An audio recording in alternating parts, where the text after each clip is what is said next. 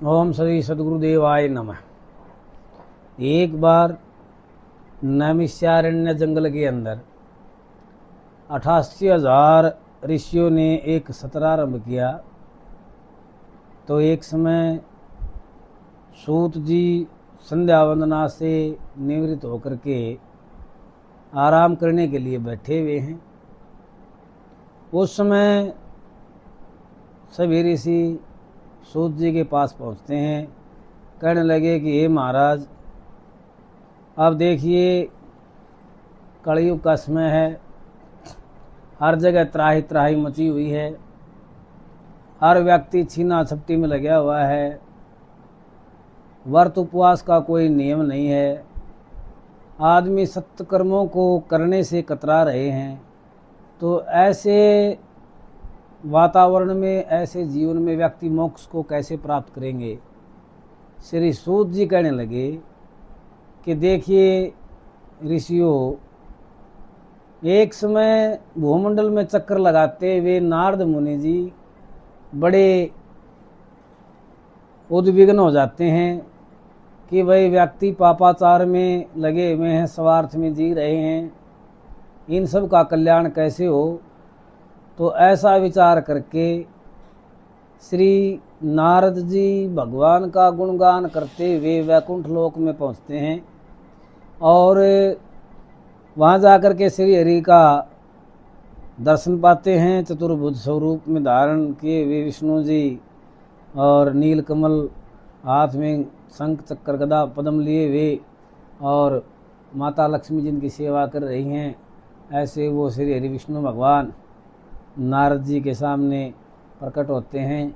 नारद जी कहने लगे कि प्रभु, मैं मृतलोक से आया हूँ और वहाँ बड़ा ही पापाचार युक्त जीवन जी रहे हैं, उन व्यक्तियों का कल्याण कैसे हो, इसके लिए आप कृपा करें और मुझे बताएं कि उनका आने वाला भविष्य सुरक्षित कैसे हो, वहाँ भजन कीर्तन कैसे हो, कोई उपाय ऐसा बताओ जिससे हर एक जीव का कल्याण हो। श्री विष्णु जी कहने लगे, नारद, जन कल्याण के लिए आपने बड़ा उत्तम प्रश्न मुझसे किया। अब मैं आपको बताता हूँ कि एक व्रत ऐसा है जिसके करने से मेरी कृपा व्यक्तियों के ऊपर बनी रहती है, जीवों के ऊपर बनी रहती है, और मैं उन्हें धन धान्य से पूर्ण करता हूँ, सभी अभिलाषाएँ पूर्ण करता हूँ, अंत में उन्हें मोक्ष देता हूँ। तो श्री विष्णु भगवान जी कहने लगे कि भाई, एक मैं आपको ब्राह्मण की कथा सुनाता हूँ।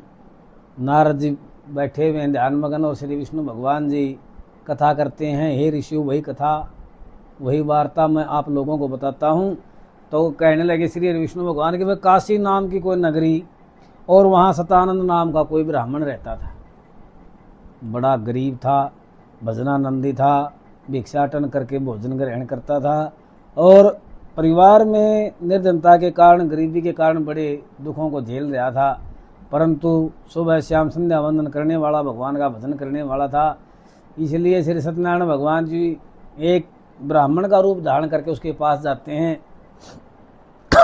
तो ब्राह्मण से कहता है, सत्यनारायण जी कहने लगे कि वह बड़े उदास हो, बड़े परेशान हो। कहने लगे, ब्राह्मण जी, मैं बड़ा गरीब आदमी हूँ, घर में खाने के लिए कुछ भी नहीं है, मेरे पुत्र पौत्र सभी दुख से जीवन व्यतीत कर रहे हैं, कोई समाधान हो तो आप बताओ। सत्यनारायण भगवान जो ब्राह्मण के रूप में थे कहने लगे कि हे ब्राह्मण, आप अपने घर में सत्यनारायण भगवान की कथा करो, उस कथा के प्रभाव से आपके घर में सुख शांति आएगी, सुख समृद्धि आएगी, आपकी सभी अभिलाषाएं पूर्ण होगी। ऐसा विचार करके, ऐसा सुन करके वह ब्राह्मण वहाँ से चल पड़ता है और श्री सत्यनारायण भगवान जी अंतर ध्यान होते हैं। अब वो ब्राह्मण लकड़ियों अपने घर जा कर के अपने पुत्र पौत्र के साथ सत्यनारायण भगवान का अनुष्ठान करते हैं। उसके अनुष्ठान करने से उसके घर में सुख शांति, सुख समृद्धि आती है और वो बड़े सुख से जीवन व्यतीत करता है एक राजा के समान। एक दिन एक गरीब लकड़हारा उसके घर पहुंचता है, जिस समय वो पूर्णिमा का दिन होता है और वो कथा कर रहे होते हैं। तो उस समय वहाँ लकड़हारा पहुंच जाता है। लकड़हारा देखता है कि कोई पूजा कर रहे हैं, तो उस समय लकड़हारा पूछता है कि महाराज आप ये क्या कर रहे हैं, ब्राह्मण देवता मुझे बताएं। तो उन्होंने कहा कि मैं श्री सत्यनारायण भगवान की कथा कर रहा हूँ, इसके करने से मेरे घर में सुख शांति सुख समृद्धि आती है, आपको भी ये कथा करनी चाहिए। वो लकड़हारा भी घर जा करके तो वो लकड़ियाँ बेचता है, उस दिन उसकी लकड़ियाँ दुगने दाम में बिकती हैं, ये भगवान की कृपा है। और जब वो घर पहुंचता है घी शक्कर गुड़ केला आदि लेकर के अपने घरवाली के साथ अपने बच्चों को साथ बैठा करके लकड़हारा श्री सत्यनारायण भगवान की कथा करता है। उसकी कथा के करने से उसके घर में सुख शांति सुख समृद्धि आती हैं। ऐसे अनेकों वृत्तांत श्री हरि विष्णु भगवान उसे सुनाते हैं। अब देखिए श्री विष्णु भगवान जी कहते हैं कि भाई कनकपुर नाम का कोई ग्राम है, उसमें उल्का मुख नाम का कोई राजा रहता है। वो राजा सत्यनारायण भगवान का बड़ा भक्त है। कहता है कि ऋषियों, सूत जी कहते हैं कि बस सत्यनारायण भगवान को मानने वाला, उसका अनुयायी, उसका भजन भक्ति करने वाला उल्का मुख नाम का राजा कनकपुर नामक ग्राम में बसता है और पूजा करता है। और कोई व्यापारी व्यापार करते हुए वहाँ पहुँचता है तो राजा से पूछता है कि महाराज आप ये क्या कर रहे हैं। व्यापारी से कहता है कि भाई मैं सत्यनारायण भगवान की कथा करता हूँ, इस कथा के करने से धन धान्य में वृद्धि होती है, अभिलाषाएँ पूर्ण होती हैं, भगवान की कृपा बनती है और सारे घर परिवार में सुख शांति सुख समृद्धि बनती है, पूरा समाज सुखी रहता है। ऐसा सुन करके वह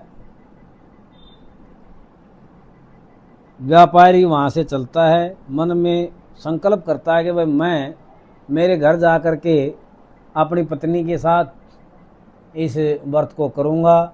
अब घर जा कर के अपनी पत्नी से कहता है कि देखिए मैं एक राजा को देखा कनकपुर नाम नगर में, वहाँ पर वो श्री सत्यनारायण भगवान का व्रत करने वाला, उसका भजन करने वाला, उसका भगत था। और मैं भी चाहता हूँ कि जब हमारे घर में कोई संतान उत्पन्न हो तो मैं भी सत्यनारायण भगवान का व्रत करूँ।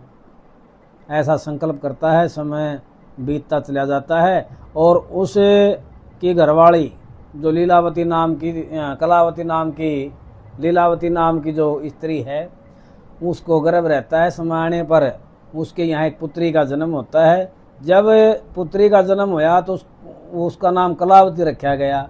लीलावती अपने पति से कहती है कि देखिए आपने संकल्प किया था कि घर में कोई संतान होगी तो मैं श्री सत्यनारायण भगवान का व्रत कथा करूँगा, आप उसे करिए। कहने लगा भाई अभी तो ये बच्ची है, जब जवान होगी तब करांगे। तो थोड़ी सी 10-12 साल की हुई तो कहने लगी अब तो लड़की भी सयानी हो गई है, आप व्रत करिए। कहने लगा मैं इसकी शादी में करूँगा। अब लड़की 16 साल की हो जाती है। ऐसा करते करते व्रत नहीं करता है वह व्यापारी और अपने अनुचरों को सेवकों को भेजता है। तो वो उसके सेवक जाते हैं और एक बनिए के लड़के को देख लेते हैं, उसी के समान सर्वगुण संपन्न सौंदर्यशील स्वभाव वाला। अब वह बनिया अपने व्यापारी अपनी लड़की कलावती की शादी कर देता बड़ी धूमधाम से और अपने दामाद को लेकर के कहीं व्यापार पर चला जाता है। व्यापार पर जाने के बाद जिस नगरी में हो जाता है, वहाँ नगरी पर जाने के बाद वहाँ देखिए उन्होंने सत्यनारायण भगवान का व्रत नहीं किया। अब सत्यनारायण भगवान बड़े क्रोधित होते हैं कि भाई लड़के की शादी भी कर दी और इन्होंने व्रत भी नहीं किया, तो अब मैं क्या करूं। गुस्सा हो जाते हैं और जिस राजा की नगरी में ठहरते हैं वहाँ चोर आते हैं और राजा के घर चोरी करके, राजा के महल में चोरी करके उस सामान को उनकी नाव में रख देते हैं। वो राजा अधिकारी आते हैं, बनिए को और व्यापारी को और उसके दामाद को पकड़ करके जेल में डाल देते हैं। चंद्रकेतु नाम का राजा है। अब देखिए समय बीतता जाता है, उधर लीलावती के घर में चोरी होती है, वहाँ भी दरिद्रता गरीबी आ जाती है और बड़े कष्ट से जीवन जी रहे हैं। एक समय उधर कलावती घूमते घूमते किसी ब्राह्मण घर में कथा को सुनती है, चरणाव्रत को ग्रहण करती है, आ जाती है, अपनी माता को बताती है। और उसकी माता संकल्प करती है कि वह जब मेरे दामाद और मेरे पति जी घर पर पहुंच जाएंगे तो मैं भी जो है ना सत्यनारायण भगवान का व्रत उद्यापन करूंगी, कथा सुनूंगी और कथा सबको सुनाऊंगी। ऐसा जब उसने संकल्प किया तो उधर चंद्रकेतु को स्वप्न में सत्यनारायण भगवान दर्शन देते हैं कि भाई इस व्यापारी को और इसके दामाद को आप छोड़ दो, इनका कोई भी खोट नहीं है और इनका जो धनमाल है इनको दे करके इनको इज्जत के साथ विदा करो। इधर व्यापारी और दामाद इज्जत के साथ अपने धन धान्य के साथ चल पड़ते हैं। उधर श्री सत्यनारायण भगवान जी इनकी परीक्षा लेते हैं। सत्यनारायण भगवान जी ये एक नगरी में ठहरे हुए थे, इनके पास एक दंडी स्वामी का रूप धारण करके इनके पास पहुंचते हैं और कहने लगे कि वह नाव में क्या है। तो व्यापारी और उसका दामाद सोचते हैं मन में कि वह साधु है, ये कुछ न कुछ लेगा, इसे देना हमने कुछ नहीं। तो ऐसा विचार करके कहते हैं कि हे महाराज, इसके अंदर तो बेल और पत्ते भरे हुए हैं। अब वो दंडी स्वामी के रूप में सत्यनारायण भगवान जी मन ही मन मुस्कुराते हैं और वापिस मुड़ करके अपने मार्ग पर चलने लगते हैं। उधर वो नौका जो बहुत से दबी हुई थी, पर उसके अंदर जो धन सवर्ण था उन सब के बेल और पत्ते बन जाते हैं और नौका एकदम ऊपर उठ जाती है। नौका को ऊपर उठा हुआ देख करके उसका दामाद कहता है कि पिताजी ये तो नौका ऊपर उठ गई। अब जब उन्हें नौका के अंदर जाके देखा तो सारा जो धनमाल था उसका घास फूस बना हुआ था। ऐसा देख करके व्यापारी मूर्छित होता है, रोने लग जाता है, रुदन करता है, दोनों रोने लग जाते हैं। उसके पिताजी के ऊपर वह जल छिड़कता है, उसको होश में लेकर के आता है और कहने लगा पिताजी वो तो कोई मायावी था, कोई सिद्ध संत था जिसका हमने अपमान किया, चलो वहाँ पर बैठे उनसे माफ़ी मांगते हैं। वो सभी दंडी स्वामी के रूप में सत्यनारायण भगवान के पास पहुँचते हैं दोनों और उसके पैरों में गिड़गिड़ा करके माफ़ी मांगते हैं कि हमने आपको पहचाना नहीं। कहने लगा कि भाई देखो, आपने संकल्प किया कि मेरे घर में संतान हो तो मैं आपका व्रत करूं, आपने व्रत नहीं किया, जवान हुई तो व्रत नहीं किया, शादी हो गई जब भी आपने मेरा व्रत उद्यापन नहीं किया। कहने लगा प्रभु आपकी माँ को तो ब्रह्मा विष्णु भी नहीं पहचान सकते, ब्रह्मा और शंकर भगवान भी आपकी माँ को नहीं पहचान सकते, इसीलिए आप मुझे क्षमा करें, मैं आपका व्रत उद्यापन करूँगा, आपकी कथा करूँगा, औरों को सुनाऊँगा, आप मुझ पर प्रसन्न हो ऐसे कह करके पैरों में गिर जाते हैं दोनों। श्री सत्यनारायण भगवान जी तथास्तु कह करके अंतर्ध्यान होते हैं और उनकी नौका के अंदर जो थी वो धन धान्य से नौका पूर्ण हो जाती है। उसी तट के ऊपर दामाद और वो उसका ससुर व्यापारी दोनों वहाँ पर सत्यनारायण भगवान की कथा करते हैं और कथा करके घर की तरफ चलते हैं। जब नज़दीक जाते हैं तो वो दूत को भेज देते हैं। जब दूत उनका संदेश लेकर के कि व्यापारी और उसका दामाद आए हुए हैं उनके घर पहुंचते हैं तो कलावती और लीलावती दोनों माँ बेटी सत्यनारायण भगवान की कथा करने में लगी हुई थी।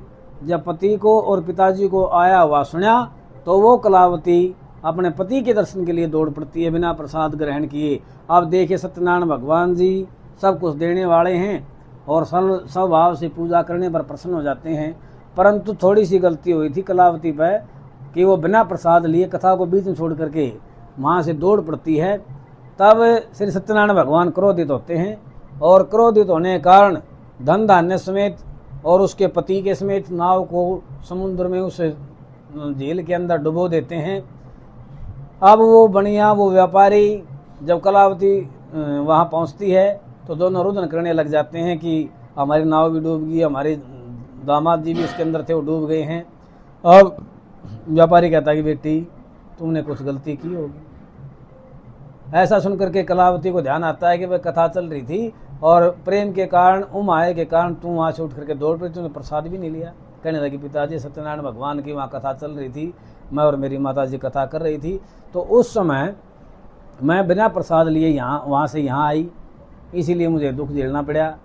तब आकाशवाणी हुई कि बेटी जा और प्रसाद लेकर के वापस आ, तुम्हें तुम्हारा पति जीवित मिलेगा। लड़की दौड़ के वापस अपने घर जाती है माँ के पास और आदर के साथ सत्यनारायण भगवान की जय बोलते हुए प्रसाद को ग्रहण करती है और प्रसाद को ग्रहण करके जब वापस आती है तो उसका पति और नौका दोनों बिल्कुल सुरक्षित मिलते हैं। बोलिए श्री सत्यनारायण भगवान की जय। इसके बाद देखिए कथा चलती रहती हैं, विष्णु भगवान जी बताते रहते हैं और नारद जी बड़े ध्यान मगन होकर के कथाओं को सुन रहे हैं। कहता है कि भाई मैं आपको हे नारद जी एक कथा और सुनाता हूँ कि भाई कौशलपुर नाम का कोई नगर रहा, वहाँ तुंगध्वज नाम का कोई राजा था और अपने व्यापारियों, तुंगध्वज नाम का राजा है, कौशलपुर नाम नगर है, वहाँ राज करता है, सुख शांति से बसता है। एक बार शिकार खेलने जब वो गया तो अपने सैनिकों से बिछड़ जाता है, दूर जंगल में निकल जाता है। वहाँ जो गवाले थे वो श्री सत्यनारायण भगवान की कथा कर रहे थे। उनको देखा और न नमस्कार किया, न प्रणाम किया, न प्रसाद लिया। वो राजा वहाँ से चल दिया। सत्यनारायण भगवान जी बड़े करो दो तुझे, भाई मेरी कथा चल रही है और यहाँ आया है, इसने प्रसाद भी नहीं लिया, नमस्कार भी नहीं किया। तो सत्यनारायण भगवान के क्रोध के कारण राजा का घर परिवार बाल बच्चों समेत जल गया। जब राजा नगरी में पहुंचा, अपने घर को महल को जड़या हुआ पाया, बच्चों को मरया हुआ पाया, रानियों को मरया हुआ पाया, तो राजपुरोहित को बुलाया। कहने लगा महाराज ये सब क्या माया है। तो उन्होंने राजपुरोहित ने कहा कि महाराज आपसे जरूर कोई न कोई भूल हुई है, आप अपना ध्यान करो। तब राजा को ध्यान आया कि वह जंगल में जो गवाले थे वो कथा कर रहे थे सत्यनारायण भगवान की। ना तो मैंने प्रणाम किया, ना मैंने नमस्कार किया। जब राजपुरोहित ने ऐसा सुना तो कहने लगा महाराज आप यहाँ कथा का आयोजन करो, बंधु बांधवों समेत कथा सुनो। और राजा कथा का आयोजन करता है, वहाँ सब कथा सुनते हैं और भगवान की कृपा से उसके घर में वैसे ही ठाठ बाट होते हैं, उसके पुत्र जीवित और रानियाँ जो जीवित हो जाती हैं। श्री विष्णु भगवान कहने लगा कि वह सत्यनारायण भगवान की ऐसी कृपा है, जो व्यक्ति इसका भजन कीर्तन करता है, इसका नाम सुमरण करता है और जो मुझे सत्यनारायण भगवान के रूप में स्वीकार कर लेता है, उसकी सभी अभिलाषाएँ पूर्ण होती हैं, उसका गर्दन दाने से पूर्ण रहता है और उस जन्म के बाद अगले जन्म में मैं उसे मोक्ष देने वाला होता हूँ। देखिए ये जन्म मरण के बंधन से छूट जाते हैं, धन दाने से पूर्ण हो जाते हैं, क्योंकि सतानंद जो था अगले जन्म में सुदामा के रूप में जन्म लेता है और मोक्ष को प्राप्त करता है। लक्कड़ा राशिपुरी में राजा होता है, मोक्ष को प्राप्त करता है। उल्का मुख दशरथ होता है और मोक्ष को प्राप्त करता है। व्यापारी मोरध्वज नाम का राजा होता है, जो अपने पुत्र को अपनी पत्नी के साथ मिलकर के चीर देता है और विष्णु भगवान की कृपा से मोक्ष को प्राप्त करता है।